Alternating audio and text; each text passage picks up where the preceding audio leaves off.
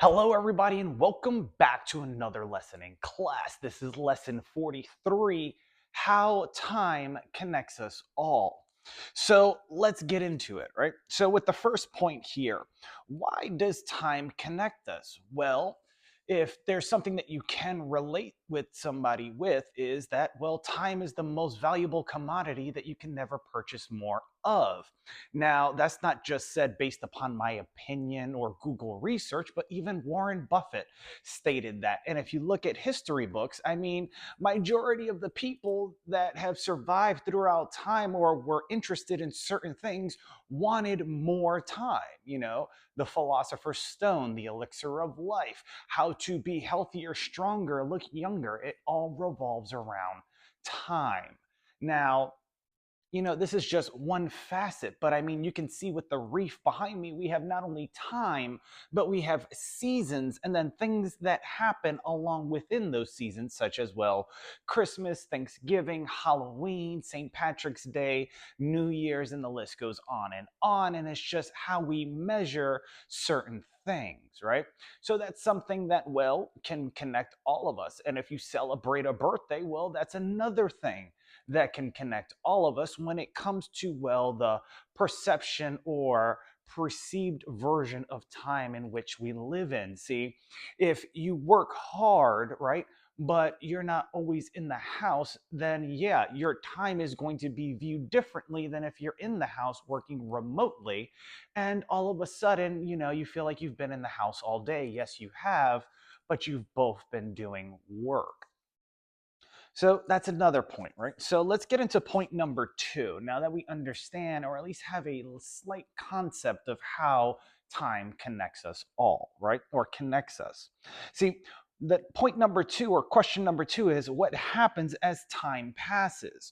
Well, as time passes, well, we go from 1 year to 2, 3, 4, 5, so on and so forth, and we're able to maintain and monitor what's known as our age. That age gets factored into the health community, such as your blood pressure, right?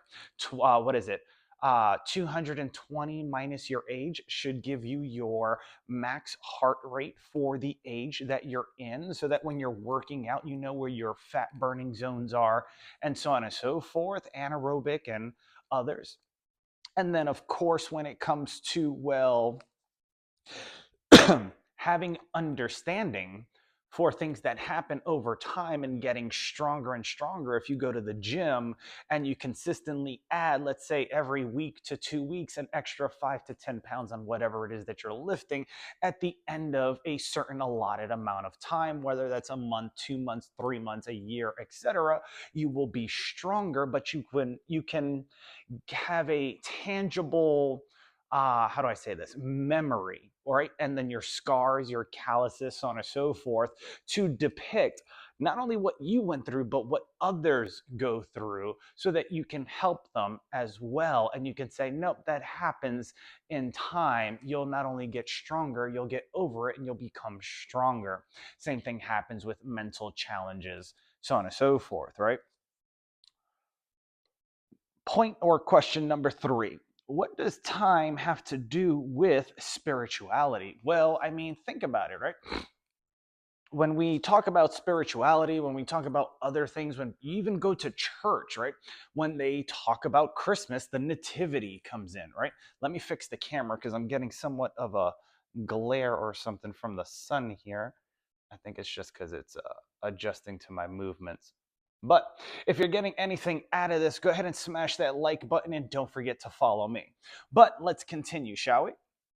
So, what does time have to do with spirituality? Well, you have Christmas, which comes from some cultures, right? Or traditions. Then you have other things that happen. You know what? Let's move this camera somewhat over here.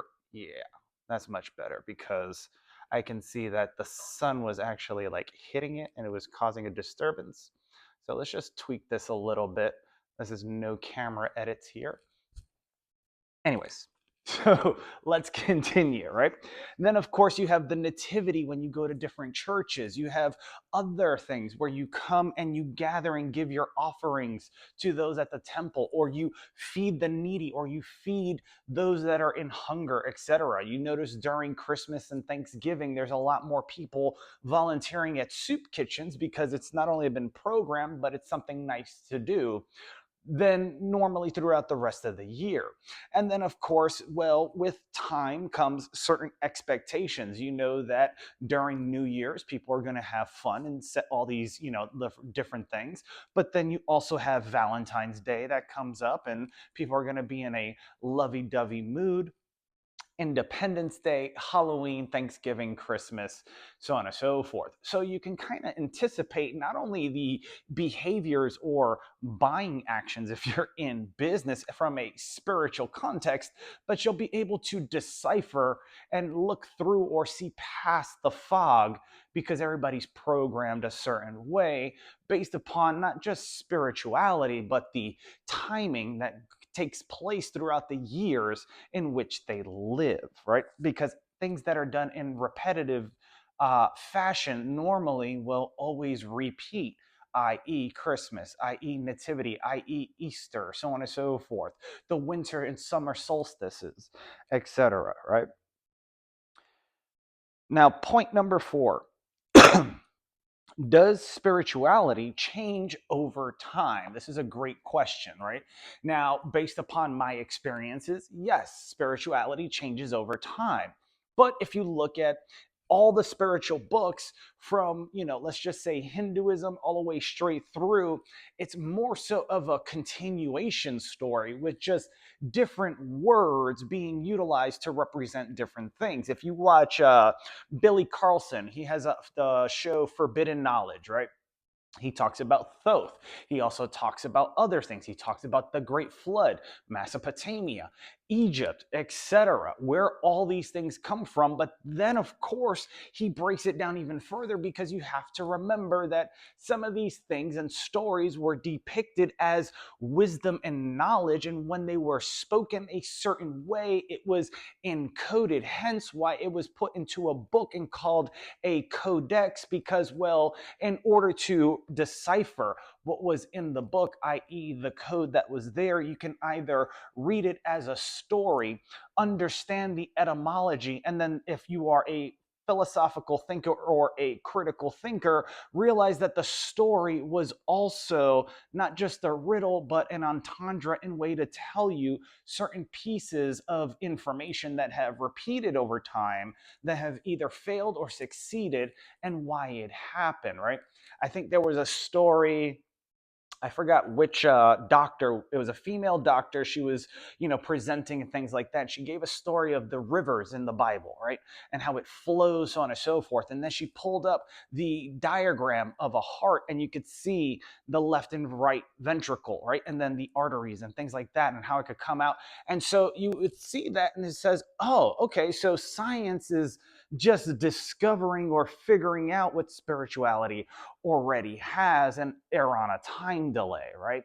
Because eventually over time you get to see more and more stuff, but did you invent it or did you discover it? Or did enough people discover it so now it gets released to the public because, well, obviously you need time to understand, decipher it, and control it if you're running that country or you're in charge, right? You're not just going to give something new to somebody that can possibly, destroy you or whatever. You're going to first study it, understand it, learn how to manipulate it, control it, use power over it in order to maintain certain structures, right? Now, question 5. How does spirituality affect us over time? Well, if it changes over time, right? Well, then how does it change us over time, right? I mean, think about it. How does it affect us? Because, well, yes, some of the things that get taught cannot transfer over unless you have an understanding, right? So let's see. I'll take Odysseus, right? So if you read the Iliad, right, this is Greek mythology. And if you were in Greece a long time ago, this was their form of spirituality because they had Zeus, Hercules, Hera, Hephaestus, Aphrodite, so on and so forth, right? Athena, Apollo, and so on and so forth, right? Now, when it comes to Odysseus, he always said something, and he said, "Be weary of the sirens, for if you listen to them, you will surely be casted upon the rocks." Now, if you understand Greek mythology, there was always a lesson to be told or learned as the stories were being told. And I'll say that again. If you remember Greek mythology, there were always lessons to be learned as somebody was speaking on the story, right? So, for instance, the sirens, right? They were it was like a warning to sailors, right? Because you would see these beautiful sirens on the rocks and they'd be singing and chanting you with their music like a spiritual mentalist, so on and so forth, controlling your movements and body and function, so on and so forth, because they know about pitch, tone. Some people would normally call it paralinguistics, neurolinguistic programming, because in one aspect, yes, they're singing, but the other aspect, they're also hypnotizing you as well, since we tend to, speak on a type of not just frequency, but a musical pattern, right? If you were to interpret what one says when you're listening to them, it would almost sound like music. And the sirens, if you got hypnotized by them, even the captain of the ship, if he wasn't paying attention, the sirens were sitting on the rocks and the boat would crash upon the rocks. And then, of course, the sirens were also feasting on those that were on the ship. So they had to be weary. So be weary of the sirens, right? The attractiveness, the visual or the aesthetic pleasing sound that you hear that makes you want to feel or do something, right? You ever listen to music and you're like, oh, I want to express myself, right? But then you lose focus on other things. So be weary of the sirens, right? For if not, you will surely be casted upon the rocks. Well, if you don't pay attention and you get distracted by all the noise that sounds either more attractive, that's on your YouTube channel, your social media, whatever, you will never reach your target and you will, be casted upon the rocks for others to feast upon. And then, of course, it just continues. Odysseus knew this, so he was able to steer clear of certain things. But if you read that or you saw the movie or TV show, whatever the case may be, that revolved around it, you understand what I'm saying, right? So, yes, it can affect us over time because, the same thing happens over time, right? People not only emulate what they see on television, but what they hear as well to be a part of a culture, a society, some type of group, right? And then, of course, when that doesn't get, well, taken well by the others, right? Because it gets looked upon differently or people get instructed to treat something as such, then what happens after the fact, right? Because people are leveraging things from the spirituality world, the spiritual world, plus psychology, sociology, science, law, and everything else to manipulate, control, deceive, so on and so forth, instead of influence, right? So you use manipulation and deceit if, let's say, if I were to bring this over to military terms, right? And business terms or personal life, right? You would influence friends and family. If you were in the military or another field, you would manipulate and use deception for creating or building an asset and, creating an illusion in the world out there, right? So these are some of the things that I not only think about, but I also put together in these lessons because you have to understand that in certain fields, they rather just send flowers and cut their losses. Whereas if you're supposed to be working together, right, in a circle of trust, then, you're supposed to use influence with your friends and your family or your friends with benefits, but not manipulate or deceive those, because then they will never trust you and they will come off as an asshole because, you screwed them over. Or at least that's how the perception and perspective would be viewed as, right? The system failed. The law didn't work. All the laws got broken by everyone. However, when somebody tested them and just didn't like one individual, they got singled out. Why? Who knows? I digress. Anyways, question 6. How is spirituality displayed over time? Well, spirituality is displayed over time, as I said earlier, right? We have different seasons, right? Some people will look at this and think Kris Kringle. Some people will look at this and think advertising or marketing ploy or psychological propaganda. Other people would see stuff and they'd be like, oh, I love the what's it called? The toy train. It reminds me of Polar Express or the nativity scene, so on and so forth. It reminds me of this story that I heard that was called The Greatest Story Ever Told, right?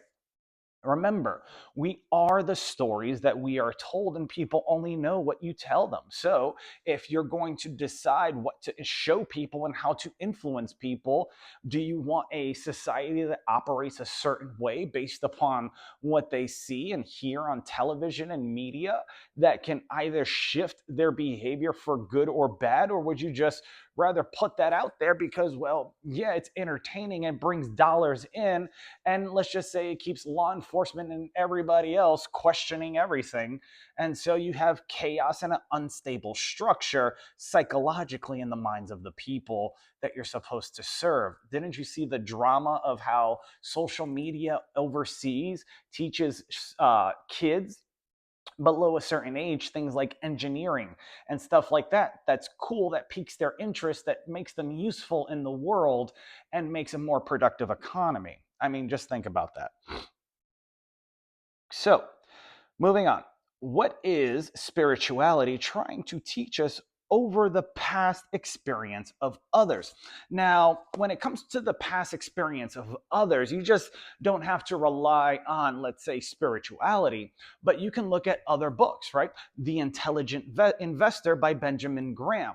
I'm pretty sure that was Warren Buffett's mentor or guide, something like that, right? Taught him about finances. Then he had his business partner, Charlie Munger. You can read about the cognitive biases that influence the stock market so that you can better yourself or the lives of others with the advice you give. Now, mind you, if you are armed or strapped with this intelligence and knowledge and people find out, they're probably going to stop you from utilizing it because they don't need somebody like you in their circle, because you will become, well, a threat to them, because people operate based off fear and they only attack what they fear. They don't let other things thrive, so on and so forth, etc.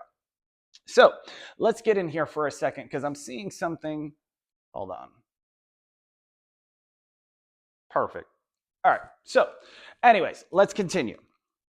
Right. So when it comes to what's it trying to teach us, right, over time? Well, what happened to Jesus Christ? Well, if you look at that, just simply at the end, I went to Gemini and I asked this. I said, didn't they kill him because he was messing with the financial economy? I mean, think about it. He was going around healing people. Well, what became popular that were known as hospitals and orphanages, so on and so forth, as other things became popular, right? And if a guy like Jesus came around and started healing people, would doctors and all these people have jobs if there was a cure for what the people were getting sick of? So instead of treating the problem, they treat the symptoms and hope to God that, you get better, or you keep paying them more money because Lord knows that they have student loans too. Now, that's weird. If people acted correctly and actually took extreme ownership over each other and their own actions instead of lying, BSing each other, well, wouldn't that make for less shit to happen in public, stupid crimes, etc.? Which means, well, you would need less police officers because, well, it's a safe environment because even the citizens are throwing out checks and balances, right? I'm sure that happens in places like Japan where they police their own, or on a military base, but I know this isn't one. So, I mean, think about that. What is it, what is it exactly that can we learn from the experiences of others over time? Okay, don't mess with people's time, money, or freedom. Well, Jesus did all that, right?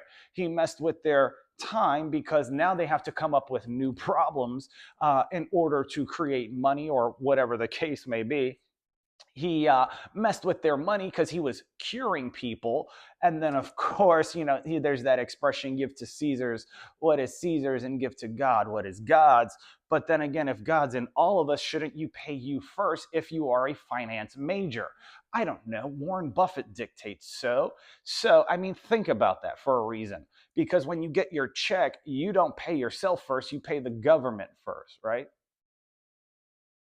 So you're putting on the air mask. If the plane was going down, you can't put your mask on first because the government's going to put their mask on first, and then you could go ahead and put your mask on whenever you want.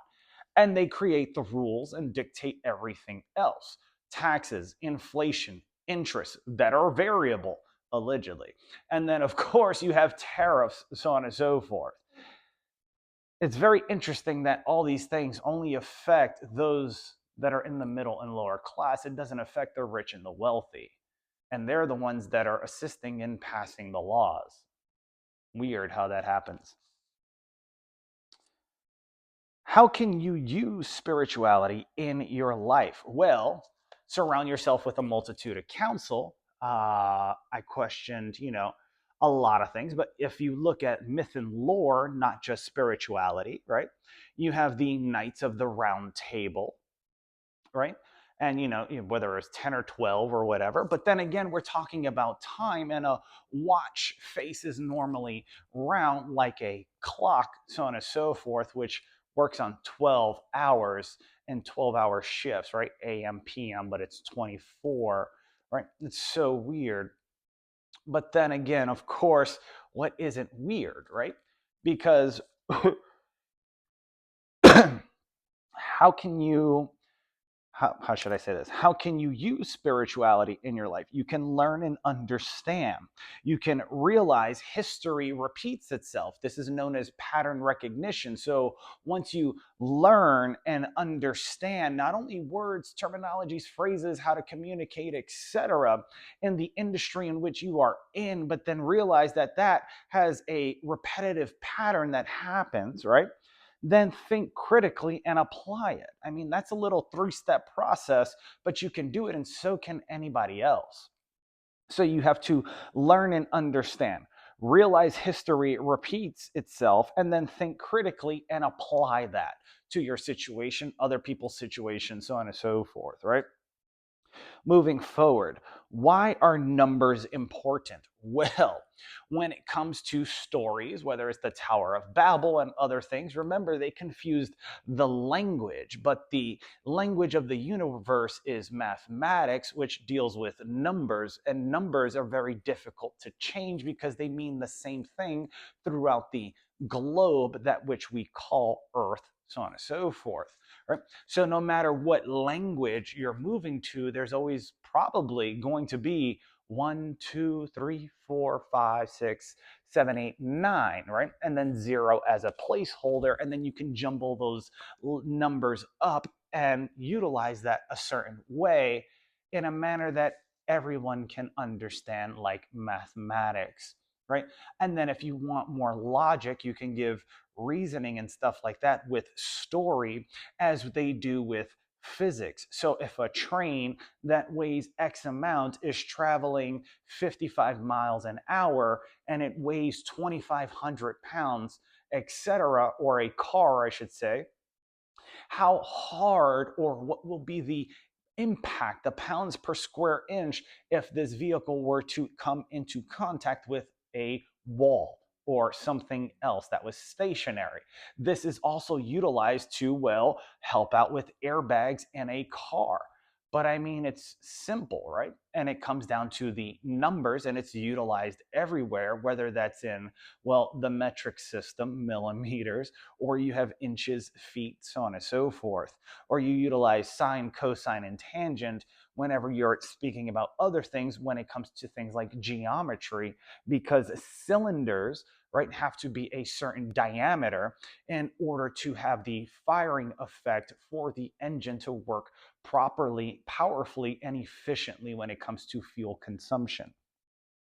So, yes, numbers are important because I may speak a different language than you. Si yo estoy hablando contigo en español, pero tú entiendes que yo estoy diciendo que, mira, 2.5 es un Civic, tú entiendes, o 2.0, 2.0, 2.5, that's a Honda Civic, so on and so forth, depending on the engine, right? Because you know it's a 2.0 engine or a 2.5 engine, right? But the numbers translated easily, it was the words that got misconstrued, hence the Tower of Babel expression or whatever the case may be. So once you learn that, then you'll be able to not only weave everything together, but integrate it as well. So, does one always need words to speak? No. There's body language, right? A lot of what we say is nonverbal. Even when you go out and you people watch, let's say at the mall, at a bar, at a nightclub. Yes, there's a difference. At a lounge, at a rooftop bar, you have to realize the mindset that people are in when it comes to not only the decor of the environment, but the price of the drinks, the uniform or clothing and or attire, as well as the music and entertainment that is at the event. If you go to a dive bar, the mentality and the psychology is going to be different there than if you go to a upscale rooftop lounge, right? And then, of course, what's the dress code? What mental state does that put people in? Versus going to a nightclub in Las Vegas, which is dramatically different than the high scale lounge or the dive bar, but it's a different environment. So your mentality is going to be different. So you have to not just watch at location, but the times and place in which you choose to utilize communication. Because if it's too loud in the club, you can still understand, would you like to dance? And you could kind of mouth that and people would understand, right?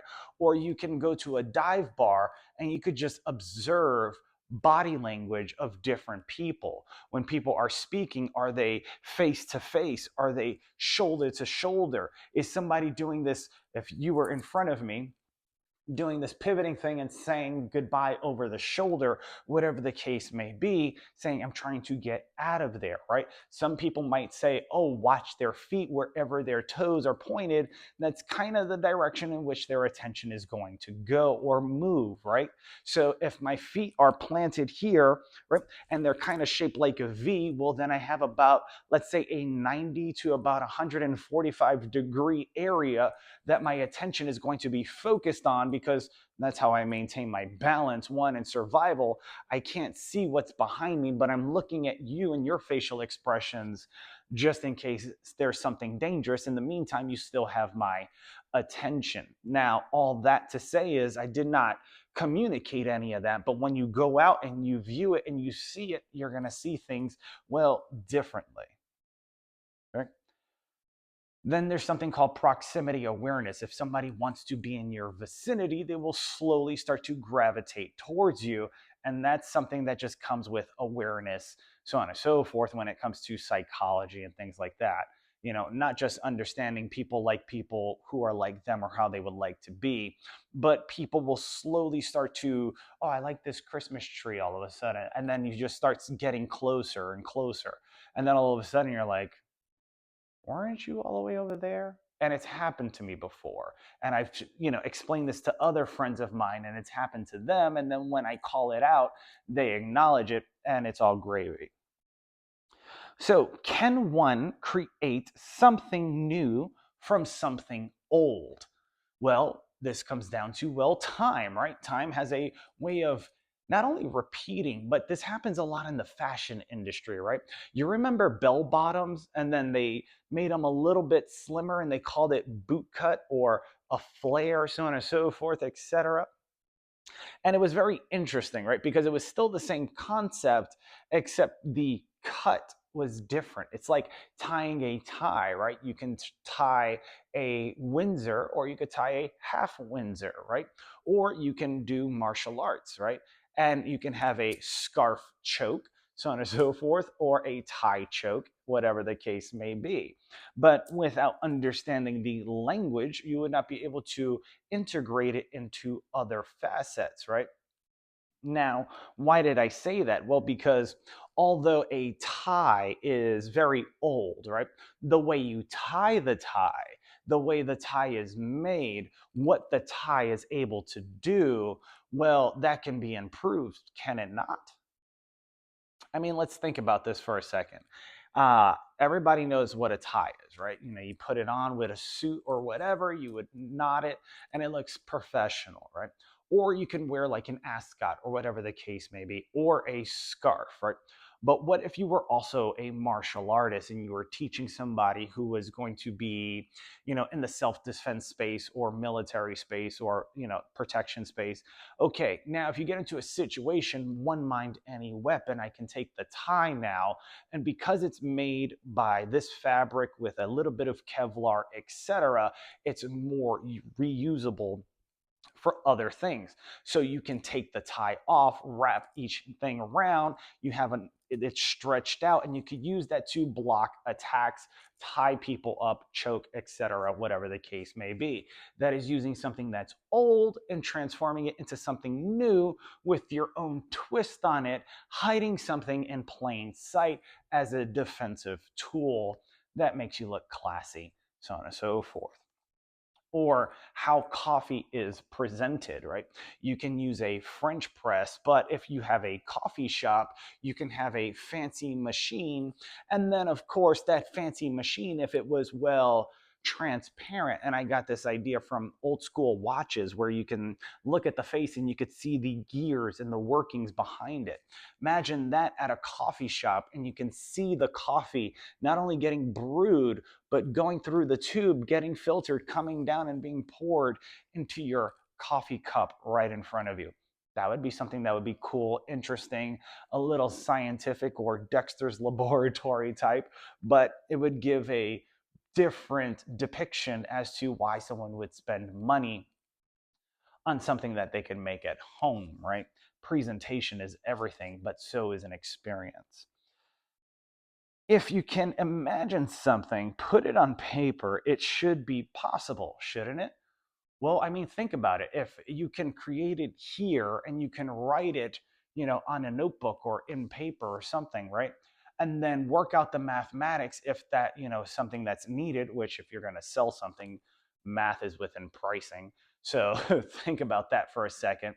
Um, and then accounting, because you have revenue, expenses, etc., checks and balances, and all that to make sure your books are clean. But I mean, think about that for a second. If I could do all this, then can't I? Well, it should. And we have AI, so it should work. But what happens when it doesn't? Well, you have to start using your powers of deductive reasoning, right? Some people will take different philosophical razors. Sherlock Holmes would have, well, his deductive reasoning, right? And then, of course, a lot of people who are in investigative work understand the process of elimination and all these other things in order to come to a conclusion, even if the different premises that led to the conclusion are a little out of the box. So, how do stories stand the test of time? Well, the only way a story can stand the test of time is if somebody keeps telling the story so that it can stand the test of time. But what's within the story, right? Or what's within these stories of King Arthur and the Round Table, right? Then you have, you know, the Bible, the Quran, Buddha, the what is it, Bhagavad Gita, if I remember correctly. You have other things from what is it, Hermeticism, right? Then you have other cultures that are like, how do I say this, Wiccans. That's another one, Wiccans. They would call them pagans back in the day, right? These are the ones that the Quakers would go after, not like the Quaker oat like oatmeal person, but they would actually dress up and they were Quakers, they were colonizers or colonists, as he would say, and they were trying to purify the area.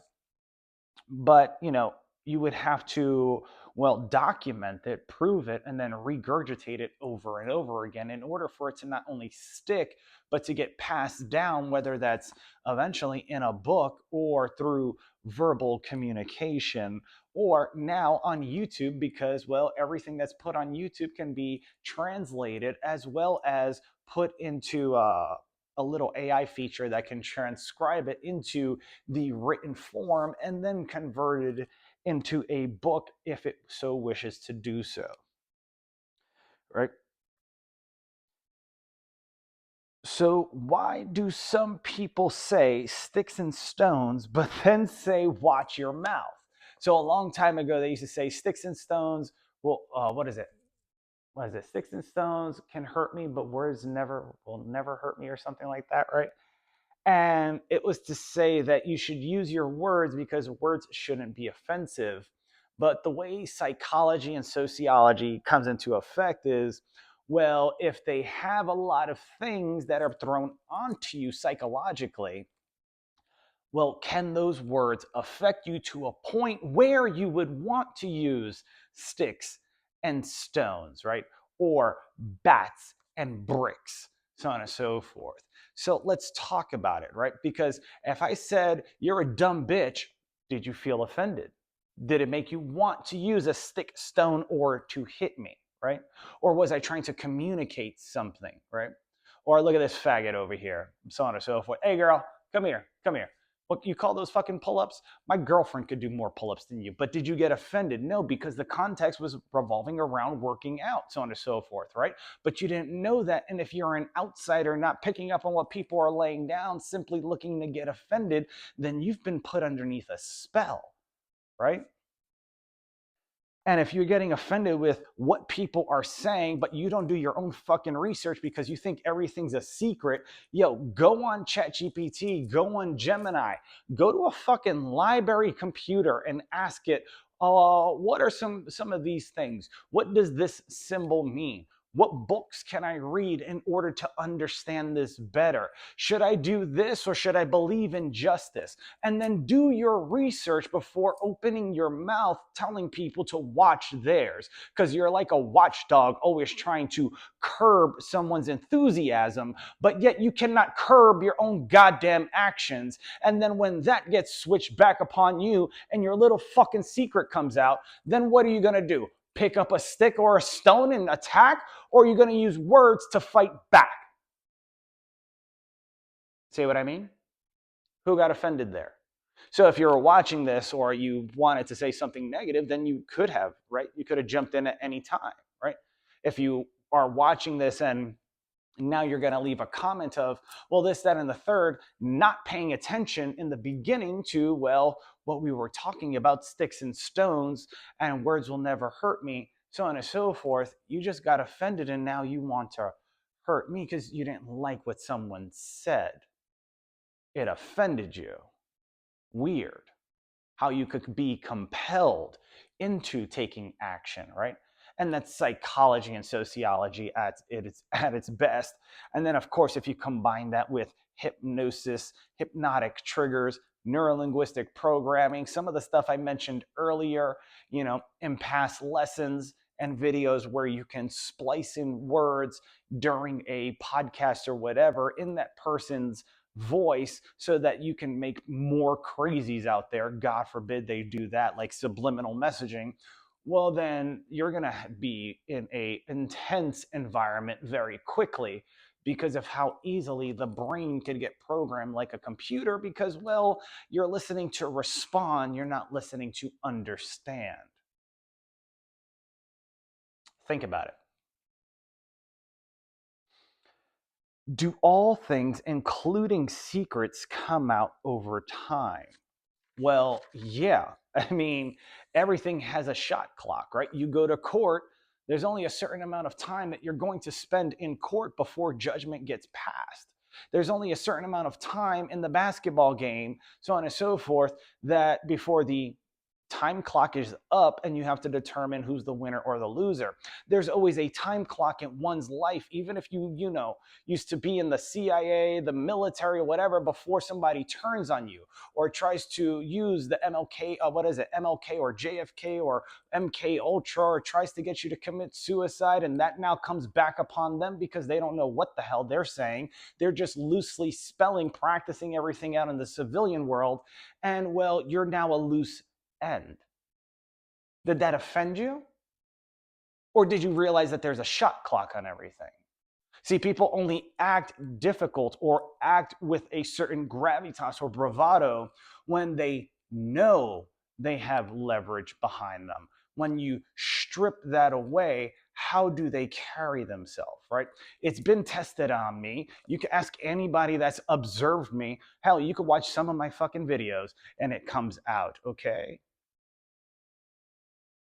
So, I mean, whether that was me in training, me growing up, me being outside here in North Carolina with a business, not having a business, losing multiple jobs, having other crap happen because I decided to help somebody out, didn't realize the blowback that would be so detrimental, so on and so forth, that people get so misconstrued and broadcast everything to everyone so that they could form their own fictitious opinion because they've already been groomed, right? They've already been psychologically hypnotized and groomed. Give me a break.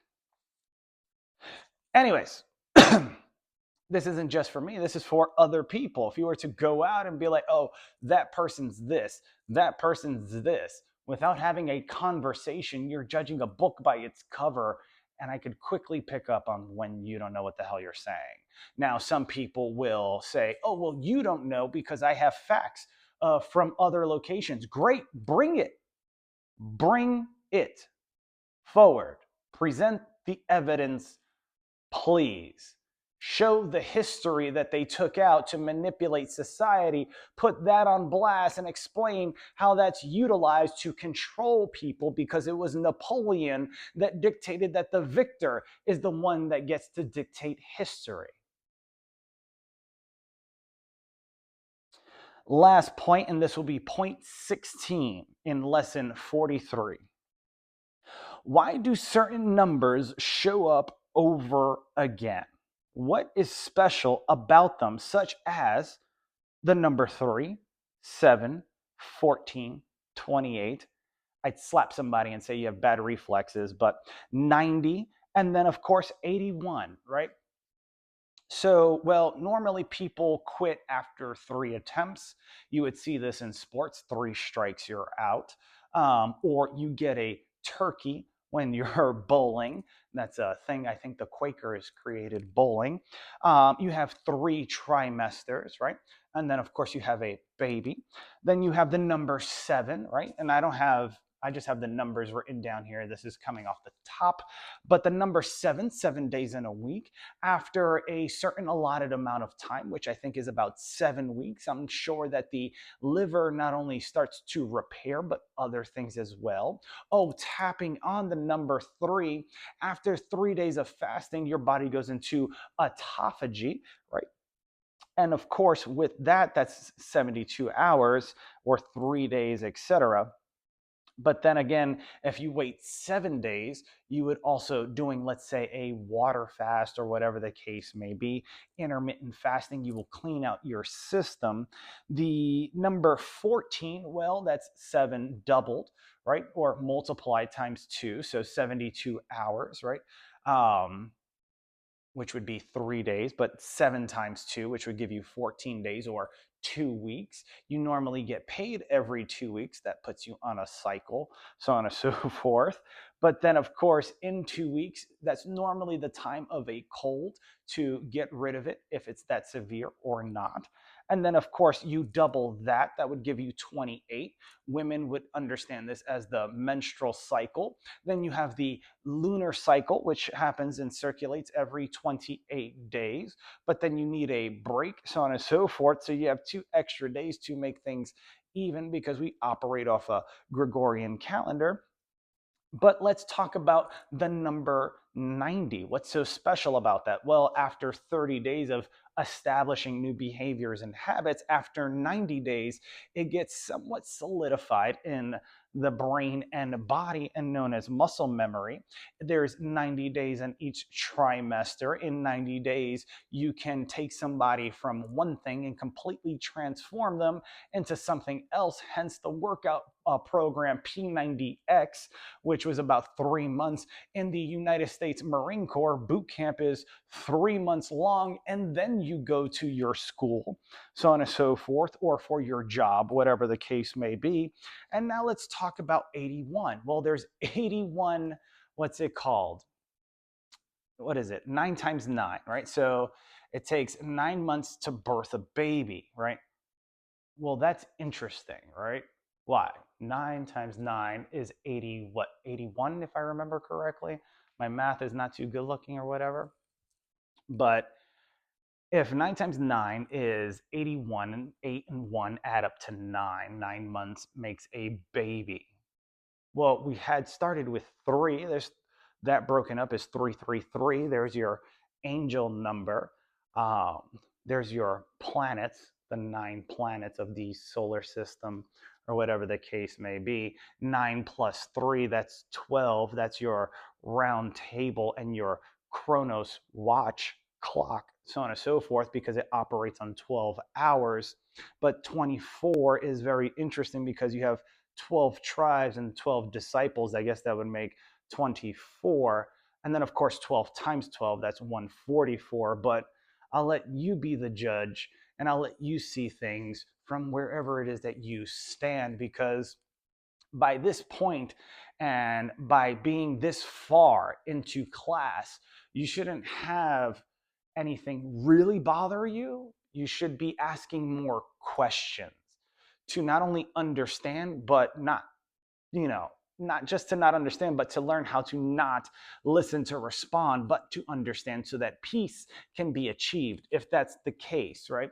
But if you don't want peace to be achieved, well, continue with the manipulation, the deception, the psychological interference, the subliminal messaging, the hidden stuff, etc., turning people, so on and so forth, on each other. You'll create enough chaos where, well, not the enemy, but people will start taking out themselves because of, well, survival needs, and they'll start robbing people, and it'll create chaos, which is what you want. But then it'll also show an emphasis of the need of certain things like law enforcement and National Guard. And then you can flex as a powerful, strong individual while still not getting fucking anywhere, because you're not creating peace, you're creating chaos.